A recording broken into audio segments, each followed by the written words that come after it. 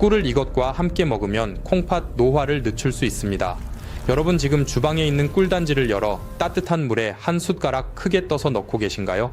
거기에 건강에 좋다는 두부를 곁들이거나 습관적으로 뜨거운 커피 한 잔을 바로 마시지는 않으시나요? 아니면 몸에 좋다는 마늘을 꿀에 절여 매일 아침 드시고 계실지도 모릅니다. 하지만 지금 여러분이 하고 있는 그 건강해 보이는 행동이 사실은 당신의 콩팥을 천천히 굳게 만들고 있다면 어떨까요? 잘못된 방법으로 꿀을 마시는 순간 우리 몸의 정교한 정수기인 콩팥 필터에는 미세한 찌꺼기가 쌓이기 시작합니다. 그 결과는 참혹합니다. 아침마다 거울 속의 내 얼굴은 밤새 울기라도 한 것처럼 퉁퉁 부어오르고 화장실에서 마주하는 소변의 거품은 물을 3번, 4번 내려도 사라질 줄 모릅니다. 무엇보다 괴로운 것은 깊은 밤입니다. 남들은 다 달게 자는 시간에 나 홀로 2번, 3번씩 깨어 화장실로 향해야 하는 그 고단함과 피로를 누가 알아줄까요? 그저 나이 탓이겠지 하며 스스로를 달래보지만 사실 이것은 콩팥이 보내는 마지막 비명일지도 모릅니다. 이 신호를 무시하면 결국 평생을 차가운 투석 기계에 의지해야 하는 비극적인 미래가 기다리고 있을 뿐입니다. 하지만 걱정하지 마세요. 오늘 영상을 끝까지 보시면 여러분의 소중한 콩팥을 지킬 수 있는 확실한 방법을 알게 되실 겁니다.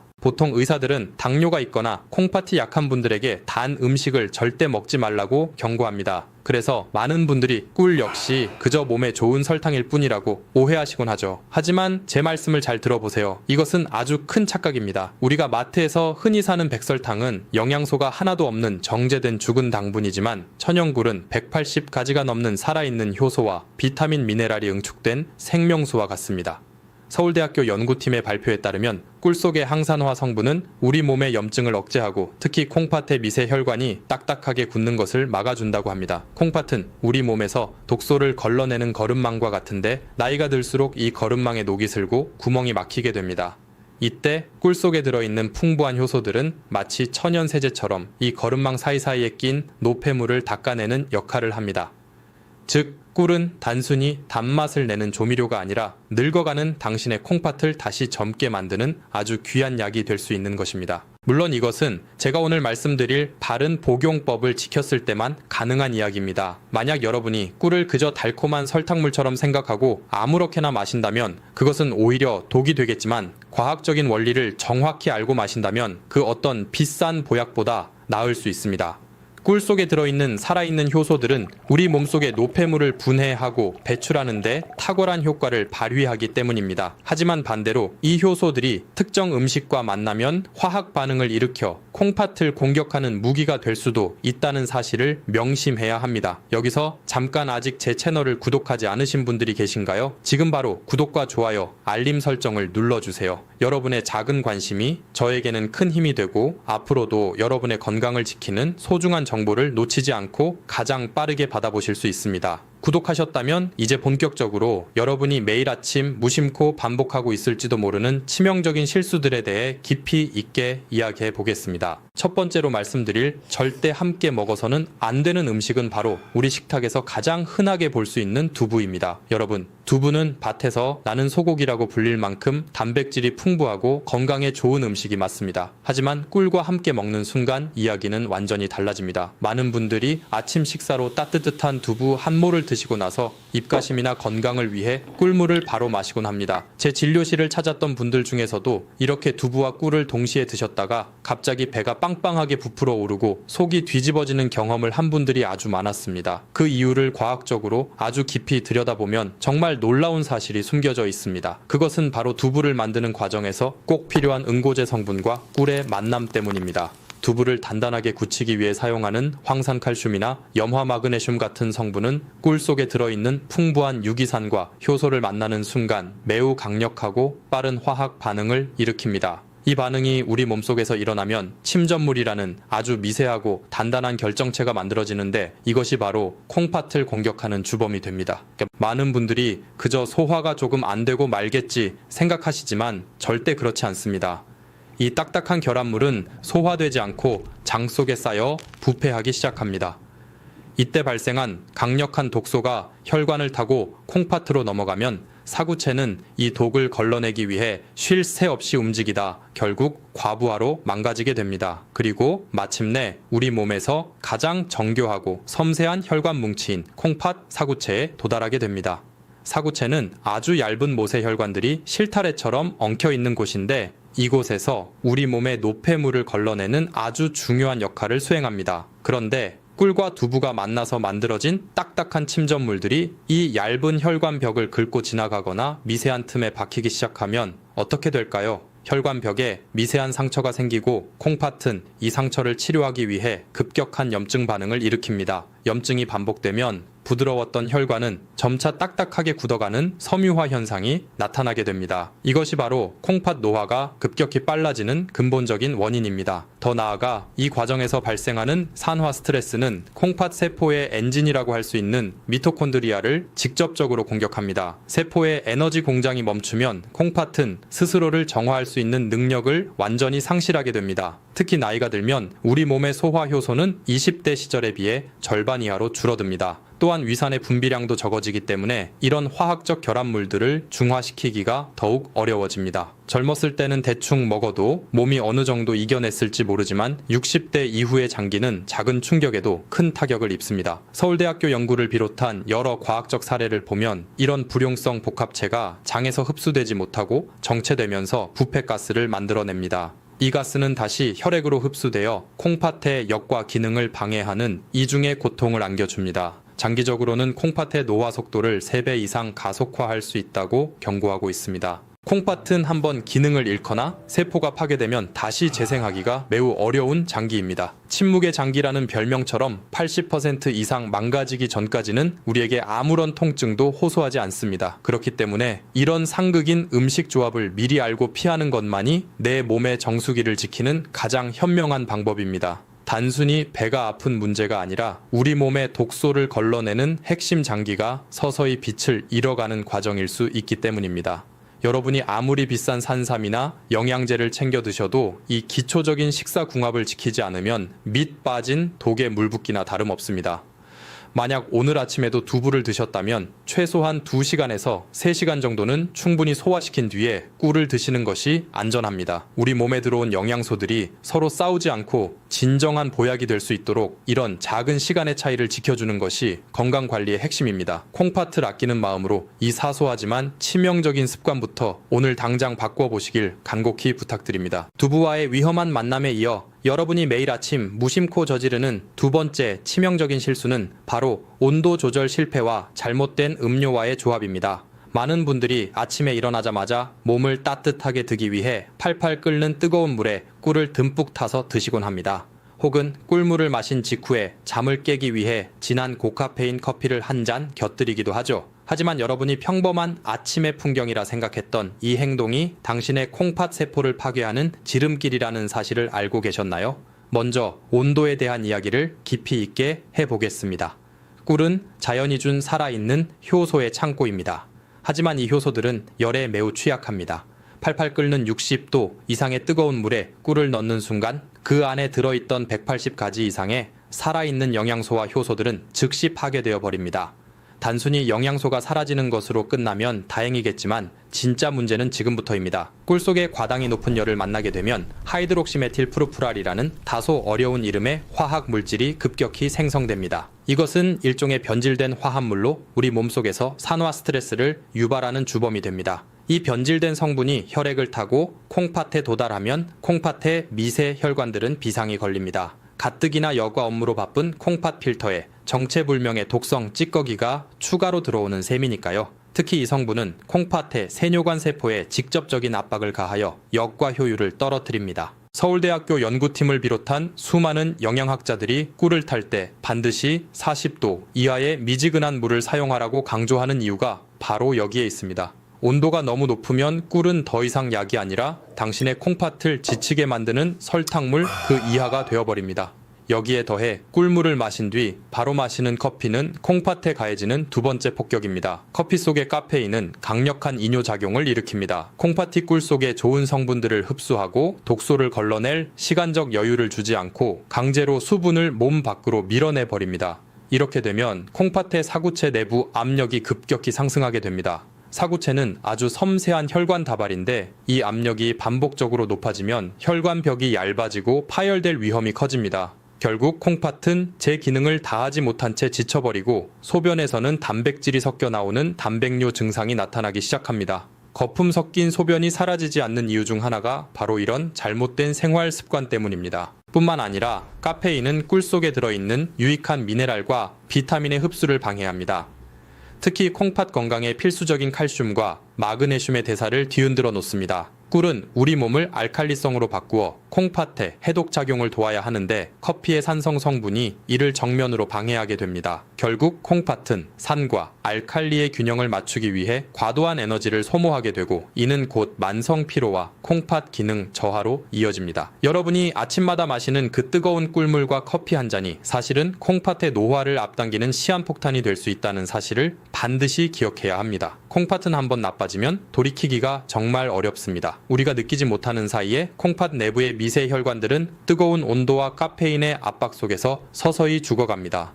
침묵의 장기인 콩팥이 통증을 보낼 때는 이미 손을 쓰기 늦은 경우가 많습니다. 그러니 오늘부터라도 꿀을 드실 때는 손등에 떨어뜨렸을 때 따뜻함이 느껴질 정도의 미지근한 온도를 지켜주세요. 그리고 꿀물을 마신 뒤에는 최소한 1시간 이상의 간격을 두고 커피를 드시는 것이 콩팥을 위한 최소한의 예의입니다. 잠시 여기서 여러분의 의지를 확인하고 싶습니다. 콩팥은 한번 망가지면 되돌릴 수 없는 장기입니다. 나는 내 몸을 소중히 여기겠다는 다짐으로 지금 댓글창에 건강이라는 두 글자를 남겨주세요. 여러분이 남겨주시는 건강이라는 댓글을 보며 저 역시 더 큰 책임감을 가지고 영상을 만들겠습니다. 이제 온도와 카페인의 위험성을 넘어 여러분께 가장 강조하고 싶은 세 번째 치명적인 실수는 바로 생마늘과 꿀의 잘못된 만남입니다. 많은 분들이 천연 항생제라고 불리는 마늘을 꿀에 절여 먹는 것이 최고의 보약이라고 믿고 계십니다.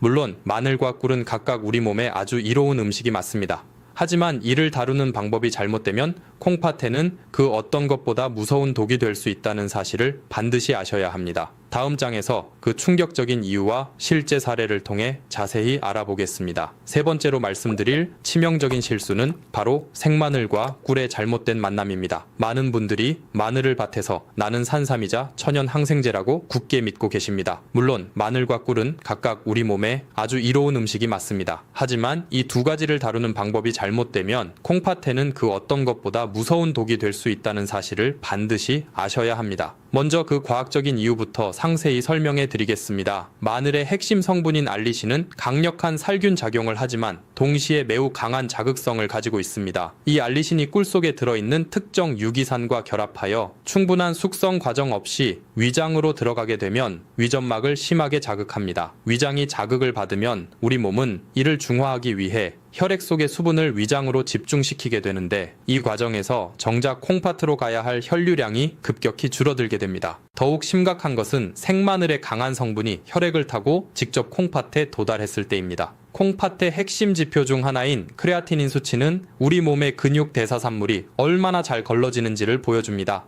그런데 숙성되지 않은 생마늘과 꿀을 과도하게 섭취하면 혈중 크레아티닌 수치가 급격히 상승할 수 있습니다. 이는 콩팥이 감당해야 할 업무가 한계를 넘어섰다는 뜻이며 콩팥 세포에 미세한 염증을 유발하는 원인이 됩니다. 서울대학교 연구팀을 비롯한 전문가들이 마늘을 꿀에 절일 때 반드시 고온에 익히거나 최소한 6개월 이상의 충분한 숙성 기간을 거치라고 강조하는 이유가 바로 여기에 있습니다. 충분히 숙성되지 않은 마늘 꿀 절임은 당신의 콩팥을 지치게 하고 결국에는 역과 기능을 마비시키는 무기가 될 수 있습니다. 여기서 제가 직접 진료하며 가슴 아프게 지켜봤던 한 환자분의 실제 사례를 들려드리겠습니다. 이해를 돕기 위해 이분을 최 선생님이라고 부르겠습니다. 68살의 최 선생님은 평소 자식들에게 짐이 되지 않겠다며 건강관리에 누구보다 진심이셨던 분입니다. 매일 아침 뒷산에 오르시고 식단도 철저히 채식 위주로 관리하셨죠. 어느 날 초회 선생님은 친구분으로부터 마늘꿀 절임이 기력 회복과 콩팥 건강에 최고라는 소문을 듣게 되었습니다. 최 선생님은 그 길로 시장에 가서 가장 좋은 국산 마늘과 비싼 토종꿀을 사 오셨습니다. 하지만 여기서 비극이 시작되었습니다. 최 선생님은 마늘의 알싸한 맛이 몸을 정화한다고 믿으셨고 마늘을 찌거나 익히는 과정 없이 생마늘을 그대로 꿀단지에 담가버렸습니다. 성격이 급하셨던 최 선생님은 충분한 숙성 기간도 기다리지 못하고 불과 일주일 만에 이를 개봉하여 매일 아침 공복에 한 숟가락씩 크게 드셨습니다. 처음 일주일 동안은 몸에서 열이 나고 활력이 생기는 것 같아 최 선생님은 주변 친구들에게도 이 비법을 널리 알리셨습니다. 하지만 한 달이 지날 무렵 선생님의 몸에는 이상한 변화가 나타나기 시작했습니다. 아침마다 거울을 보면 눈꺼풀이 소시지처럼 퉁퉁 부어 있었고 신발이 들어가지 않을 정도로 발등이 부어 올랐습니다. 무엇보다 밤이 너무나 고통스러웠습니다. 한번 잠들면 아침까지 푹 자야 하는데 1시간 간격으로 소변 신호가 와서 화장실을 들락날락해야 했습니다. 소변에서는 물을 몇 번이나 내려도 사라지지 않는 끈적한 거품이 가득했습니다. 최 선생님은 그저 몸에 독소가 빠져나가는 명현현상이겠지 하며 미련하게 참고 계속 드셨습니다. 결국 최 선생님은 일상생활이 불가능할 정도의 무력감에 빠져 제 진료실을 찾으셨습니다. 검사 결과는 참담했습니다. 평소 매우 건강했던 최 선생님의 콩팥 지표는 이미 일반인의 절반 수준으로 뚝 떨어져 있었고 당장 입원하여 치료를 받지 않으면 평생 투석 기계에 몸을 맡겨야 할 수도 있는 위험한 상태였습니다. 최 선생님은 제 앞에서 아이처럼 엉엉 울음을 터뜨리셨습니다. 선생님, 저는 자식들 걱정 안 시키려고 몸에 좋다는 건 다 찾아 먹었는데 왜 제 콩팥이 이렇게 망가졌나요? 저는 최 선생님의 떨리는 손을 잡고 위로해 드렸습니다. 선생님의 정성이 부족해서가 아니라 단지 그 정성이 잘못된 길로 향했을 뿐입니다. 숙성되지 않은 생마늘의 강력한 알리신 성분이 꿀과 만나 화학적 화약을 만들었고 그것이 최 선생님의 소중한 콩팥 세포를 밤낮으로 공격했던 것입니다. 다행히 최 선생님은 조기에 발견하여 잘못된 습관을 즉시 중단하고 제가 처방해드린 식단과 휴식을 통해 서서히 수치를 회복하셨습니다. 하지만 최 선생님은 그때의 공포를 잊지 못하십니다. 여러분, 이 이야기는 결코 남의 일이 아닙니다. 우리 부모님 혹은 여러분 자신이 건강을 위해 하는 행동이 오히려 생명을 단축시키고 있을 수도 있습니다. 지금까지 우리는 꿀을 통해 콩팥을 지키는 황금 같은 방법들을 알아봤습니다. 하지만 여러분, 아무리 좋은 보약이라도 사람에 따라서는 독이 될 수 있다는 사실을 반드시 기억해야 합니다. 특히 콩팥 건강이 이미 많이 약해진 분들이라면 오늘 제가 드리는 이 경고를 절대 가볍게 넘겨서는 안 됩니다. 첫 번째로 가장 주의해야 할 분들은 바로 콩팥 기능이 절반 이하로 떨어졌거나 이미 혈액 투석을 받고 계신 만성 신부전증 환자분들입니다. 콩팥이 제 기능을 못할 때 가장 문제가 되는 성분 중 하나가 바로 칼륨입니다. 천연굴에는 콩팥 건강에 도움을 주는 칼륨이 풍부하게 들어있지만 여가 기능이 거의 멈춘 상태의 콩팥에는 이 칼륨이 엄청난 부담이 됩니다. 몸 밖으로 배출되지 못한 칼륨이 혈액 속에 쌓이면 곧 고칼륨 혈증이라는 위험한 상태를 유발할 수 있습니다. 이는 심장 근육에 영향을 주어 갑작스러운 심장마비나 근육마비를 일으킬 수 있는 매우 심각한 상황입니다. 따라서 이미 콩팥 질환이 깊어지신 분들은 꿀물을 드시기 전에 반드시 담당 전문의와 상의하여 하루 섭취량을 조절해야 합니다. 내 몸의 상태를 무시한 채 좋다는 것만 따라가는 것은 앞서 말씀드린 최 선생님의 사례보다 더 위험한 결과를 초래할 수 있습니다. 두 번째로 주의가 필요한 분들은 당뇨병을 앓고 계신 분들입니다. 앞서 제가 꿀이 정제된 설탕과는 다르다고 말씀드렸지만 꿀 역시 결국에는 당분입니다. 꿀의 주성분인 과당과 포도당은 흡수가 매우 빠르기 때문에 한꺼번에 너무 많은 양을 마시면 혈당 수치가 급격히 오를 수 있습니다. 당뇨 환자에게 혈당의 급격한 변동은 콩팥 사구체를 직접적으로 손상시키는 가장 큰 적입니다. 따라서 당뇨가 있는 분들이 콩팥을 위해 꿀물을 드시고자 한다면 반드시 식사 직후보다는 식간에 드시는 것이 좋으며 평소 혈당 관리 수치를 엄격히 모니터링해야 합니다. 꿀 한 숟가락의 양도 일반적인 경우보다 줄여서 티스푼 하나 정도로 시작하는 지혜가 필요합니다. 과유불급이라는 말처럼 아무리 좋은 효소라도 내 몸의 혈당 조절 능력을 넘어서면 콩팥에는 오히려 스트레스가 된다는 점을 잊지 마세요. 또한 꿀 알레르기가 있는 분들도 세심한 관찰이 필요합니다. 꿀은 벌이 꽃가루를 수집해 만든 것이기 때문에 꽃가루 알레르기가 있는 분들이 꿀을 드시면 가려움증이나 두드러기 심한 경우 호흡 곤란까지 겪을 수 있습니다. 이런 알레르기 반응은 몸 전체의 염증 수치를 높여 결국 콩팥의 면역 체계에도 혼란을 줄 수 있습니다. 처음 꿀물을 시도하신다면 아주 적은 양으로 내 몸의 반응을 먼저 살피는 것이 순서입니다. 마지막으로 영유아의 경우를 말씀드리겠습니다. 돌이 전에 어린아이들에게는 절대 꿀을 먹여서는 안 됩니다. 꿀 속에 들어있을 수 있는 보툴리누스 균은 성인의 장에서는 문제가 되지 않지만 아직 장 기능과 콩팥 기능이 미성숙한 아이들에게는 치명적인 독소가 되어 근육마비를 일으킬 수 있습니다. 이는 아이의 건강한 성장을 방해하고 평생의 건강 기초를 흔들 수 있는 위험한 행동입니다. 여러분, 제가 오늘 이 이야기를 드리는 이유는 겁을 주기 위해서가 아닙니다. 우리가 꿀을 통해 콩팥 노화를 늦추고 건강해지려는 목적은 결국 더 행복한 삶을 살기 위해서입니다. 그 행복을 지키기 위해서는 내 몸이 현재 어떤 상태인지, 내가 어떤 기저질환을 가지고 있는지 객관적으로 파악하는 냉철함이 필요합니다. 다음 장에서는 콩팥의 독소를 깨끗하게 씻어내고 세포를 다시 젊게 만드는 기적의 황금 레시피와 복용법을 공개하겠습니다. 콩팥을 살리는 진짜 보약이 무엇인지 지금 바로 확인해 보세요. 최 선생님의 안타까운 사례를 통해 우리가 무엇을 조심해야 하는지 분명히 배웠습니다. 이제는 절망적인 이야기에서 벗어나 우리의 콩팥을 다시 젊게 만들고 이미 쌓인 독소를 씻어낼 수 있는 기적의 황금 레시피를 공개할 시간입니다. 여러분, 콩팥 건강의 핵심은 바로 혈액의 깨끗함과 적정한 산도 유지에 있습니다. 우리 몸이 산성화될수록 콩팥은 이를 중화하기 위해 엄청난 에너지를 소모하며 지쳐가게 됩니다. 이때 꿀과 함께 시너지를 내어 콩팥의 짐을 덜어줄 수 있는 첫 번째 주인공은 바로 계피입니다.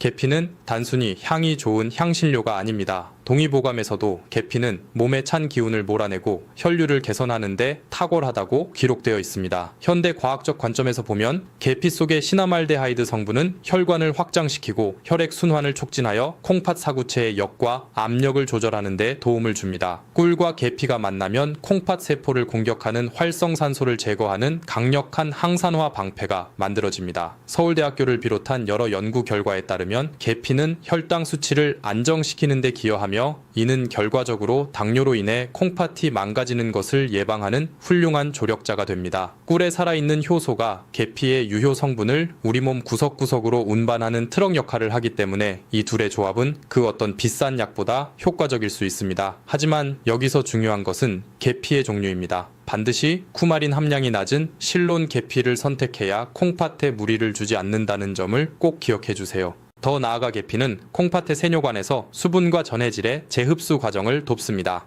이는 콩팥이 불필요한 에너지를 낭비하지 않도록 도와주며 부종을 가라앉히는 데에도 큰 역할을 합니다. 두 번째로, 이 황금 레시피에 들어갈 마법의 재료는 바로 자연 발효된 사과, 식초입니다. 식초라고 하면 산성이라서 콩팥에 안 좋을 것 같다고 걱정하시는 분들이 많습니다. 하지만 천연 발효 식초는 우리 몸속에 들어가는 순간 대사 과정을 거쳐 알칼리성으로 변하는 신비로운 성질을 가지고 있습니다. 꿀에 든 칼륨과 사과 식초의 유기산이 결합하면 콩팥 속에 쌓인 요산 결정과 노폐물을 부드럽게 녹여 배출하는 천연 청소부 역할을 하게 됩니다. 마치 정수기 필터 속에 낀 석회질을 식초물로 씻어내듯 콩팥 사구체 구석구석을 청소해주는 것입니다. 꿀의 포도당과 식초의 초산이 만나면 우리 몸의 구연산 회로가 활발하게 돌아가기 시작합니다. 이는 콩팥 세포 하나하나에 생기를 불어넣고 지친 세포가 스스로를 수복할 수 있는 힘을 제공합니다. 이 세 가지 재료, 즉 꿀과 계피, 그리고 사과 식초가 만나면 콩팥 노화를 늦추는 강력한 삼각편대가 완성됩니다. 이 조합은 특히 아침 공복인 오전 5시에서 7시 사이에 마셨을 때 그 효과가 극대화됩니다. 40도 이하의 미지근한 물 200ml에 사과 식초 한 큰술을 넣고 꿀 한 숟가락과 계피 티스푼 하나를 섞어 천천히 드셔보세요. 이때 금속 숟가락은 꿀의 효소를 파괴할 수 있으니 나무나 플라스틱 스푼을 사용하시는 것이 좋습니다. 사랑하는 여러분, 이제 우리는 이 소중한 여정의 끝자락에 함께 서 있습니다. 오늘 배운 내용을 통해 꿀이 단순한 단맛이 아니라 콩팥을 살리는 귀한 약이 될 수 있음을 가슴 깊이 새기셨을 겁니다. 콩팥은 우리가 잠든 깊은 밤에도 당신의 생명을 지키기 위해 단 한순간도 쉬지 않고 묵묵히 일하는 헌신적인 장기입니다. 부디 앞서 말씀드린 최 선생님처럼 잘못된 상식과 조급함으로 소중한 몸을 망치는 일이 다시는 없기를 간절히 바랍니다. 내일 아침 주방에서 물의 온도를 40도 이하로 맞추고 꿀 한 숟가락을 정성스레 녹여 드시는 그 짧은 시간이 여러분의 노후 30년을 건강하게 지탱하는 위대한 투자가 될 것입니다. 여러분의 콩팥이 맑아야 혈액이 맑아지고 가정이 평안해집니다. 마지막으로 강혹한 부탁을 드립니다. 아직 구독하지 않으셨다면 지금 바로 구독 버튼을 눌러주십시오. 여러분의 응원은 제가 더 정직하고 깊이 있는 건강 정보를 만드는 유일한 원동력입니다. 그리고 이 생명의 정보를 혼자만 알지 마시고 사랑하는 가족과 지인들에게 꼭 공유해 주십시오. 여러분의 공유 한 번이 누군가를 고통스러운 투석 생활에서 구해낼 기적의 씨앗이 될 수 있습니다. 댓글창에 건행이라는 2글자를 남겨주시면 저도 여러분의 건강을 위해 진심으로 기도하겠습니다. 다음 시간에도 여러분의 생명을 지키는 귀한 정보로 찾아뵙겠습니다. 모두 건행하십시오. 감사합니다.